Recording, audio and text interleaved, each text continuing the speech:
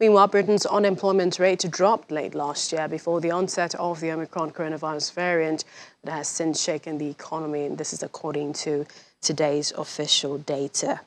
Well, joining us to take a look at the situation in England, Dr. Etienne Ukorobi, GP Registrar, Worcester Royal Hospital, England. Thank you for joining us on the programme. Thank you very much. So over the weekend, the UK says it's drawing up plans under which people will not be legally bound to self-isolate after catching COVID-19. I mean, what does this mean, especially for the UK? In the last few days, we've heard the Prime Minister and essentially the UK government say that they are reviewing plans to remove restrictions that were in place for the COVID-19. Of which one of them was the compulsory self-isolation of everyone who has tested positive, to COVID-19. And that isolation period is considered to be not effective at the moment. And come March, it should be taken out. At the moment, it is mandatory. It is a government regulation. And as you correctly said, there is a fine of up to £10,000 for people who defy that rule.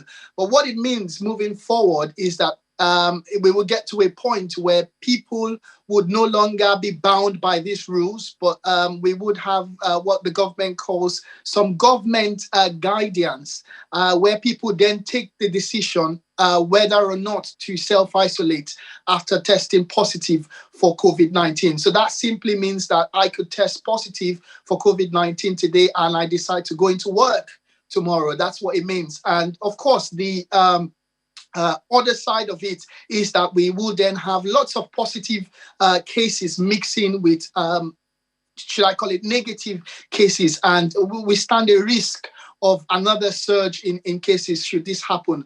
But of course, we can't tell. And we believe the Prime Minister is working with advice by scientists. But that's the plan at the moment. Dr. Ukorobi, some scientists are warning against downgrading the laws to reduce the spread, saying, it could hit pressure on the NHS. Yes? Yeah, that's absolutely true. It is a valid concern by scientists because it is a risk that the government is preparing to take come March. And as you know, with risk, it can actually go either way. So it can turn out fantastic and be a good plan. But of course, it can also, backfire and take us back to square one.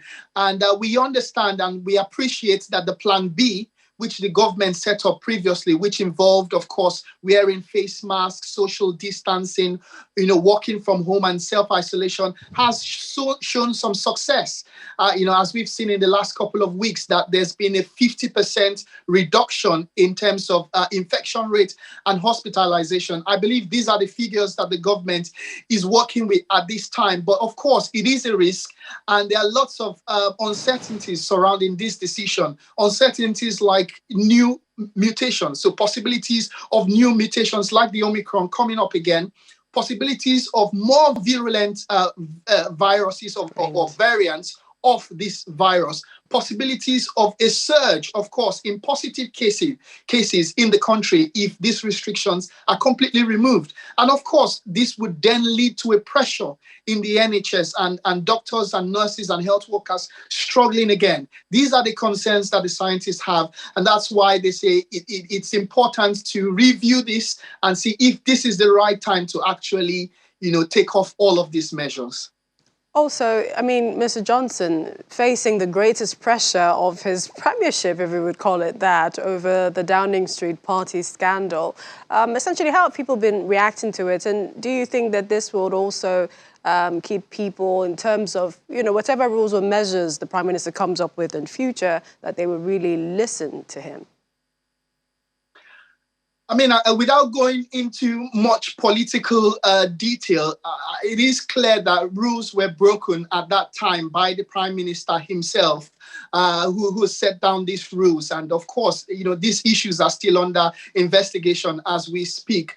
But I think, people are tired of, getting leaders give them rules, and of course the leaders don't live by these rules. We've seen a couple of top government officials here in the UK resign for not following their own rules, and I think that's why the Prime Minister at this point is facing a lot of heat and people calling for him to resign because he set rules that he in fact himself did not follow.